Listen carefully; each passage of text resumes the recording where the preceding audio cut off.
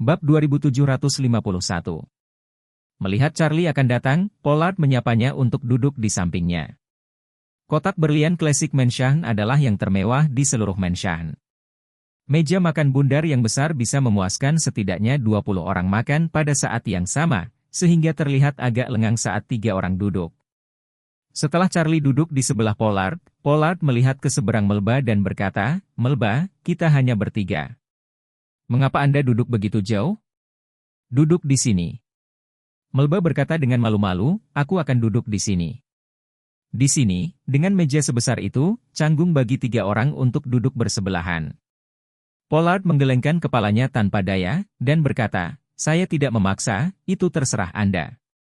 Setelah itu, dia bertanya pada Charlie, "Charlie, kamu bisa minum secangkir?" Charlie berkata sambil tersenyum, "Aku baik-baik saja. Itu tergantung apakah kamu masih harus bekerja di sore hari." Pollard tersenyum, "Tidak ada kelas pada sore hari, jadi saya berencana untuk mengambil liburan setengah hari. Keduanya akan minum 2 gelas pada siang hari, dan kemudian aku akan membawa Melba pulang untuk istirahat yang baik. Dia akhirnya kembali, aku tidak bisa meninggalkannya dan pergi ke taman untuk jogging." Charlie mengangguk dan berkata, "Memang, Melba ada di sini. Dia tidak menderita berkurang untuk sementara waktu. Dia benar-benar harus istirahat yang baik 2 hari ini. Kalau begitu, saya akan menemani Anda minum 2 gelas pada siang hari. Aku akan makan malam nanti, dan biarkan Orville mengantarmu dan Melba pulang." Pollard tertawa dan berkata, "Oke, mari kita buka beberapa gelas." Saat ini, Orville baru saja membuka pintu dan bertanya pada Charlie, "Tuan, hidangan dingin sudah siap, bisakah saya menyajikannya dulu?" Charlie sedang sibuk. Dia berkata, "Ayo, ngomong-ngomong 2 botol Moutai lagi, saya akan menemani Profesor Watt minum 2 gelas." "Baik." Orville setuju tanpa ragu-ragu, dan berkata, "Hidangan panas yang akan kuberikan kepadamu secara langsung sesuai dengan spesifikasi kotak berlian. Semuanya sudah diatur." Charlie melambaikan tangannya, "Jangan terlalu boros, piring di kotak berlianmu untuk 20 orang, dan kita hanya 3. Bagaimana kita bisa menyelesaikan makan begitu banyak?" Pollard juga buru-buru berkata, "Ayo makan apa saja yang kamu mau, tapi jangan terlalu boros dan boros. Sekarang seluruh negeri mempromosikan ketekunan dan penghematan. Kami harus menanggapi panggilan tersebut dan mengakhiri pemborosan." Charlie berpikir, "Paman, mau. Jangan langsung ke dapur belakang untuk melihat, jika kamu tertarik, biarlah chef yang mengaturnya di tempat. Kami bertiga, memesan 4 hidangan dan 1 sup hampir sudah cukup." Pollard buru-buru berkata, tidak, ini saya. Saya tidak pilih-pilih soal makan. Aku bisa makan apapun yang kamu suka." Charlie tersenyum dan berkata, "Memang benar aku memiliki sindrom pilihan, jadi aku masih memintamu untuk pergi dan melihat-lihat dan memilih beberapa hidangan." Orville mendengarkan ke samping. Karena bingung, dia berpikir, "Obat apa yang dijual di labu, Tuan? Kalau mau pesan, boleh saya tampilkan menunya saja? Mengapa Anda membiarkan Profesor Watt pergi ke dapur belakang?" "Apa?"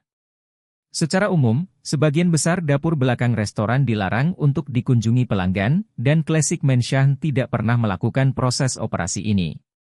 Saat dia bertanya-tanya, dia tiba-tiba melihat sekilas wajah yang duduk di seberang Charlie.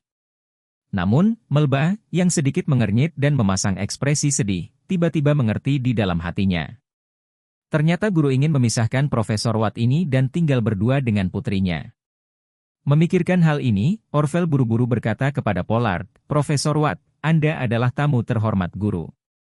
Tentu saja, Anda harus memutuskan apa yang akan dipesan." Setelah dia selesai berbicara, dia langsung memberi isyarat untuk mengundang dan berkata dengan hormat, "Profesor, tolong pindah ke belakang dapur. Saya akan memperkenalkan Anda pada hidangan khusus kami di Classic Mansion." Pollard merasa keramahannya sulit ketika dia melihat ini, jadi dia harus setuju dan berkata, "Oke, kalau begitu aku akan lebih hormat daripada takdir." Kemudian, Pollard dan Orville meninggalkan kotak itu bersama-sama. Begitu keduanya pergi, Charlie memandang Melba dan berbicara dengan sedikit malu, "Nah, Melba, bukankah pakaian ketat yang kubelikan untukmu di pagi hari tidak pantas?" Bab 2752. Melba merasa malu dan marah mendengarnya. Memalukan, Charlie cukup malu untuk membeli pakaian pribadinya, dan sekarang dia bertanya tentang ini secara langsung, yang membuatnya merasa malu. Yang menyebalkan adalah, Charlie, apa yang dia beli? Entah itu sangat terbuka, atau tidak mungkin untuk memakainya sama sekali. Kini strap di belakang bodi atas masih menggantung di bodi, makin terasa tidak nyaman dan tak tertahankan. Namun, Melba juga tahu bahwa ini adalah kesalahan Charlie yang tidak disengaja. Bahkan jika dia marah di dalam hatinya, dia tidak marah padanya, belum lagi bahwa dia telah menyelamatkan hidupnya dan penyelamatnya. Jadi, dia hanya bisa gigit jari dan berkata, itu tidak apa-apa. Charlie bertanya tanpa sadar, apakah kamu yakin tidak apa-apa? Apakah mereka semua pingsan? Melba sangat malu, dan pada saat yang sama dia bertanya dengan heran, bagaimana kamu tahu? Charlie berkata sedikit dengan nada meminta maaf, sebenarnya tidak demikian. Saya membelinya tanpa berpikir. Aku seharusnya membawa yang lebih besar tapi membeli yang kecil. Melba memerah, dia tidak ingin melanjutkan diskusi tentang topik ini dengan Charlie. Charlie mengeluarkan UN3WR yang baru saja dia beli dari sakunya saat ini. Dia ingin berjalan mendekat dan menyerahkannya padanya, tapi merasa aneh untuk memegang UN3WR langsung ke orang lain, jadi dia menaruhnya di meja makan. Mendorong di depannya, dia berkata dengan cara yang agak memalukan, ini adalah pembelian baru. Sengaja saya beli 2 ukuran lebih besar. Apakah Anda ingin pergi ke kamar mandi dan menggantinya sekarang? Melba tidak pernah bermimpi bahwa Charlie bahkan bisa mengeluarkannya dari sakunya mengambil sepotong UN3WR lagi. Dan yang lebih mengejutkannya adalah bahwa UN3WR ini ternyata adalah merek yang dia lihat ketika dia berada di dalam mobil. Itu berarti Charlie mengatakan ada sesuatu yang harus dia lakukan, tapi dia benar-benar pergi untuk membelikanku pakaian dalam? Pikirannya bertepatan dengan saya. Memikirkan hal ini, tiba-tiba Melba tergerak. Dia tidak berharap Charlie begitu perhatian. Pada saat ini, dia sangat malu, dan dengan cepat meraih UN3WR yang didorong Charlie, berdiri, tersipu dan berkata, terima kasih, Tuan Wade. Setelah berbicara, dia bergegas ke kotak. Di dalam kamar mandi. Dia melepas UN3WR yang ukurannya sangat tidak sesuai dengan kecepatan tercepat, dan tanda sambungan di bagian belakang terlihat sangat jelas. Dia tidak sabar untuk membuang UN3WR ini ke tempat sampah, tetapi sebuah pikiran muncul di benaknya, membuatnya menyadari bahwa ini adalah UN3WR pertama yang diberikan Charlie padanya dan yang pertama dia terima dalam hidupnya. Sepotong UN3WR yang diberikan oleh seorang pria. Jadi, dia menggulung UN3WR ini dengan cara yang jahat dan mengambilnya dengan tenang. Setelah itu, dia mengeluarkan yang baru dibeli oleh Charlie. Kali ini, ukurannya memang sangat cocok, yang membuatnya menarik napas lega. Perasaan sebelumnya seperti ukuran 40 kaki, tapi berjalan seharian dengan sepatu ukuran 35. Ini akhirnya normal sekarang. Beberapa menit kemudian, ketika dia keluar dari kamar mandi, seluruh orang dalam keadaan utuh. Sebelumnya, dia sangat berhati-hati, tidak berani melakukan gerakan besar apapun, dan suasana hatinya bahkan lebih buruk. Tapi sekarang, ukuran UN3WR yang baru dibeli oleh Charlie ini sangat cocok. Setelah mengubahnya, semua perasaan dan emosi negatif langsung lenyap, membuatnya jauh lebih mudah. Setelah keluar, dia menggenggam baju ganti dengan tangan di belakang punggungnya, karena takut dilihat oleh Charlie. Ini terutama karena gaun Chanel yang dibelikan Charlie untuknya tidak memiliki saku, jadi dia tidak tahu di mana harus meletakkan gaun itu, jadi dia hanya bisa membawanya di punggung. Melihat Charlie, Melba berkata dengan malu-malu, Mr. Wade, terima kasih banyak. Bab 2753. Charlie tersenyum sedikit dan berkata dengan serius, tidak apa-apa, apakah kali ini cocok? Melba tersipu dan mengangguk. Kali ini UN3WR sangat pas. Tapi dia tidak terlalu malu untuk mengatakannya secara langsung. Akibatnya, dia hanya bisa sedikit menurunkan kelopak matanya, dan berkata dengan tidak wajar, Mr. Wade, bisakah Anda menghitung jumlah total uang yang dihabiskan? Saya pasti akan membayarmu kembali ketika saya mendapat kesempatan. Charlie melambaikan tangannya, antara kau dan aku. Anda tidak harus begitu sopan. Aku juga calon bosmu, jadi aku akan memperlakukannya sebagai hadiah perkenalan untukmu. Melba bahkan lebih malu dan berpikir dalam hati, tidak apa-apa memberi pakaian sebagai hadiah, tapi ST0 Ching Sutra dan UN3WR. Hal macam apa? Tapi setelah dipikir-pikir lagi, jika dia tidak lagi berjuang, masalah ini akan berakhir sekarang, tetapi jika dia harus mengembalikan uang itu kepada Charlie, maka masalah ini setara dengan belum berakhir. Dengan hal yang memalukan, dia hanya ingin membaliknya secepat mungkin, dan tidak ingin ada sekuelnya. Jadi dia cepat-cepat berkata dengan penuh rasa terima kasih. Karena Tuan Wade mengatakan demikian, maka saya tidak akan sopan kepada Anda.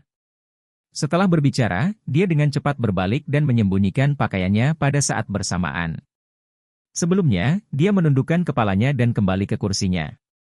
Pada saat ini, Pollard membuka pintu dan berkata sambil tersenyum, "Saya pergi melihatnya, saya benar-benar tidak tahu harus memilih apa. Tuan Orville merekomendasikan beberapa hidangan khusus, tapi saya tidak yakin apakah itu sesuai dengan selera Anda."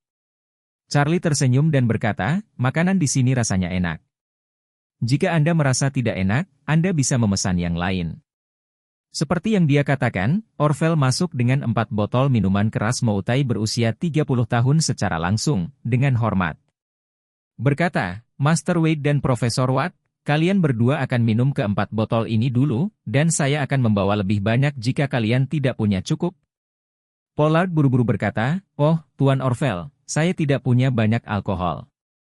Ketika saya masih muda, saya bisa minum kati atau lebih, dan sekarang 6 atau 7 tael. Terlebih lagi, Moutai ini memiliki derajat yang tinggi. Hanya setengah kati."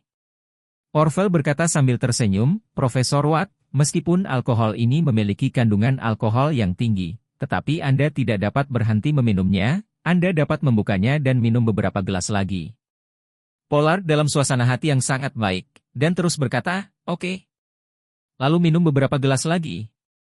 Charlie mendengar bahwa dia berinisiatif menuangkan segelas anggur putih untuk Pollard dan untuk dirinya sendiri, lalu memerintahkan Orville, "Mr. Orville, Anda bisa menyiapkan minuman untuk Nona Watt." Orville baru saja akan mendapatkannya, Pollard berkata saat ini, "Melba, Charlie adalah penyelamatmu, kamu juga bisa minum sedikit, hanya untuk menghidangkannya beberapa cangkir." Melba ragu-ragu, lalu mengangguk dan berkata, "Oke, Ayah." Charlie buru-buru berkata, "Melba belum beristirahat dengan baik, jadi mari kita biarkan Orville mendapatkan sebotol anggur merah." Orville buru-buru berkata, "Oke Tuan Wade, saya pergi sekarang." Melba melihat Charlie dengan penuh syukur, dia berkata, "Mr. Wade, saya akan menggunakan anggur merah untuk menghormati Anda nanti." Charlie tersenyum, "Kita adalah generasi yang sama, jadi jangan terlalu sopan di antara kita di masa depan, panggil saja aku dengan namanya, itu akan baik-baik saja." Melba mengangguk ringan, dan berkata, "Mulai sekarang, saya akan memanggil Anda Presiden Wade di tempat kerja, dan saya akan memanggil Anda dengan nama Anda secara pribadi." Charlie tersenyum sedikit dan tidak mengatakan apa-apa. Setelah Orville mengirimkan anggur merah, Pollard mengambil gelas anggur dan berkata kepada Charlie, "Charlie, gadisku ini adalah satu-satunya darahku. Saya akan menawarkan Anda segelas dengan Melba, terima kasih atas anugerah penyelamatan hidup Anda." Charlie cepat-cepat berdiri, mengambil gelasnya, dan berkata, "Paman serius, jangan ucapkan terima kasih, semuanya ada di anggur." Pollard segera berkata, "Ya. Semuanya ada dalam anggur, ayo, biarkan aku yang melakukannya. Salam." Bab 2754. Pollard memang sangat senang hari ini. Anak perempuan satu-satunya tidak hanya lolos dari bahaya, tetapi juga kembali kepadanya dengan selamat. Yang lebih penting adalah setelah waktu ini, dia harus lebih sadar akan bahaya di dunia, dan tidak akan lagi mengejar cita-cita yang tidak realistis seperti sebelumnya. Dan putrinya juga telah berjanji pada Charlie bahwa dia akan tinggal untuk membantunya, yang berarti dia dapat tinggal bersama putrinya di kota Orrow's Hill yang aman dan nyaman untuk waktu yang lama. Saat dia bahagia, dia secara alami akan minum beberapa gelas lagi. Setelah 3 putaran minum, Pollard menjadi sedikit mabuk. Dia berterima kasih pada Charlie untuk segalanya, dan akhirnya fokus pada putrinya. Dia memandang putri satu-satunya dengan mabuk 3 poin dan permintaan 7 poin, dan berseru, "Melba, kamu dan Charlie sama-sama seusia, tapi Charlie telah menikah selama 4 tahun. Anda harus lebih memperhatikan masalah pribadi, bukan?" Melba minum sebotol kecil anggur merah. Meski tidak mabuk, wajah cantiknya sudah agak merah. Mendengar bahwa ayah tiba-tiba mulai peduli dengan kejadian seumur hidupnya lagi, dia berkata dengan malu-malu, "Ayah, jangan khawatir tentang hal semacam ini. Ada banyak sekali teman di sekitarku yang masih seusiaku untuk melanjutkan sekolah. Tidak masalah jika Anda menikah di usia 30-an. Saat dia berkata, dia tiba-tiba teringat kebohongan yang dia katakan kepada ayahnya, dan dengan cepat berkata, "Sudah kubilang, biarkan aku bicara tentang situasiku. Bukankah aku sudah memberitahumu semuanya?" Pollard memandangnya, berhenti selama lebih dari 10 detik sebelum akhirnya menghela nafas, dan berkata dengan emosi, "Bahkan jika kamu menyukai perempuan, bukankah ini waktunya untuk mencari pacar pada usia ini?" Aku. Melba tidak menyangka ayahnya akan mengucapkan kata-kata ini di depan wajah Charlie. Dia tiba-tiba merasa sangat malu dan berhenti. Mencoba mencari cara bagaimana menjawabnya. Charlie tiba-tiba teringat apa yang pernah dikatakan Pollard kepadanya sebelumnya, bahwa gadis Melba itu memang sangat memberontak, dan orientasi S3 soalnya agak berbeda dari gadis biasa.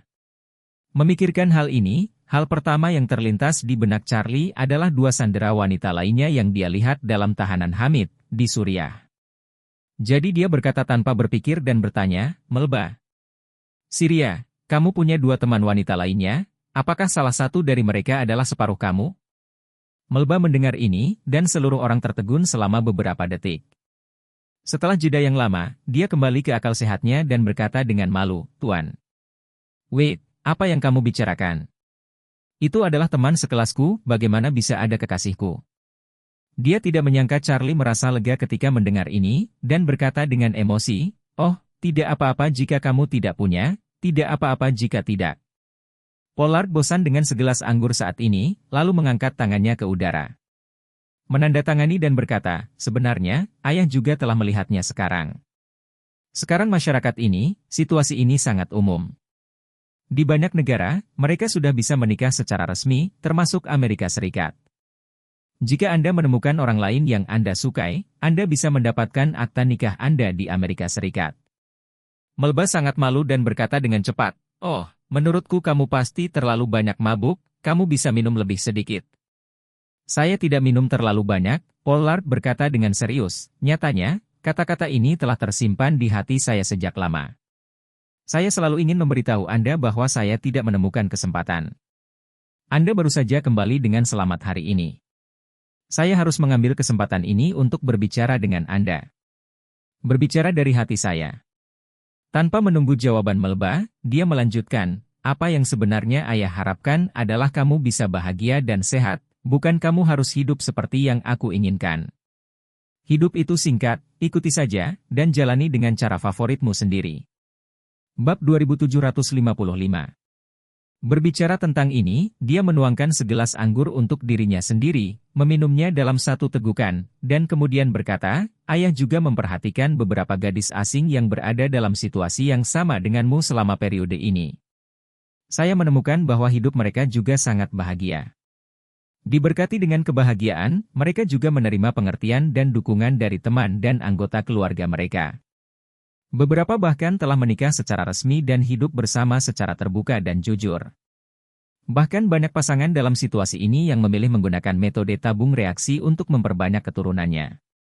Saya pikir ini juga masalahnya.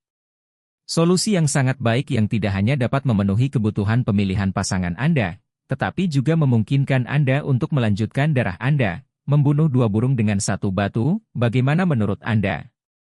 Ekspresi Melba sudah tercengang. Dia benar-benar tidak menyangka bahwa ayahnya selalu berpikir bahwa orientasi seksualnya adalah terhadap perempuan. Nyatanya, itu hanya masa pemberontakan, digunakan untuk mengatasi dan membongkar retorika ayah. Saat itu, ayahnya selalu ingin membuatnya jatuh cinta dan menikah lebih awal, sehingga ia sering membantunya menemukan beberapa siswa berprestasi yang sebaya di sekolah tempat ia bekerja, dan bahkan beberapa muridnya yang sombong. Namun saat itu, Melba tidak memiliki sifat jatuh cinta sama sekali. Separuh dari pikirannya sedang belajar, dan separuh lainnya dari pikirannya digunakan untuk mengingat dunia. Ia sering berpartisipasi dalam berbagai kegiatan perlindungan lingkungan dan propaganda anti-perang dan bahkan bertemu secara pribadi dengan beberapa teman. Pergi ke Suriah untuk membuat film anti-perang. Pada saat itu adalah puncak bahwa dia dibutakan oleh nilai-nilai universal yang munafik. Dia menerima pendidikan tinggi di Barat, jadi dia merasa bahwa nilai universal Barat adalah kunci untuk menyelamatkan seluruh dunia dan bahkan seluruh umat manusia. Orang Barat menyerukan perlindungan lingkungan dan penghematan energi setiap hari, tetapi konsumsi listrik per kapita di Amerika Serikat 3 kali lipat dari Cina. Dengan populasi 5% di dunia, Amerika Serikat mengkonsumsi 25% minyak dunia dan menciptakan 25% gas rumah kaca dunia. Pemuda Amerika mempromosikan anti perang dan perdamaian di seluruh dunia setiap hari, tanpa mengetahui bahwa negara mereka adalah mesin perang global yang sebenarnya. Namun setelah mengalami musibah di Suriah, akhirnya Melba tersadar. Dia akhirnya mengerti bahwa premis menjadi berpikiran dunia adalah pertama-tama mencari tahu seperti apa dunia nyata itu. Saat ini, orang-orang Tionghoa yang membumi, hidup dan bekerja dengan damai, melakukan segala upaya untuk membuat hidup mereka lebih baik, dan pada saat yang sama tidak pernah berinisiatif mengirim pasukan untuk menyerang negara lain dan memprovokasi perselisihan. Inilah nilai universal yang sebenarnya. Melihat ini dengan jelas juga membuatnya sedikit lebih memahami kepahitan ayahnya sebelumnya. Saat ini, Pollard memandang Charlie dan bertanya, "Charlie, pamanmu tidak punya banyak kenalan di kota. Anda sudah lama di sini.